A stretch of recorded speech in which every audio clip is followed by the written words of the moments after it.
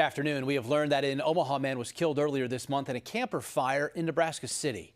Back on Saturday, January 17th, emergency crews found a camper engulfed in flames at a Nebraska City campground.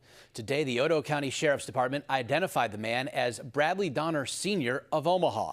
He was 55 years old. The Nebraska Fire Marshal's office is now looking into how that fire started.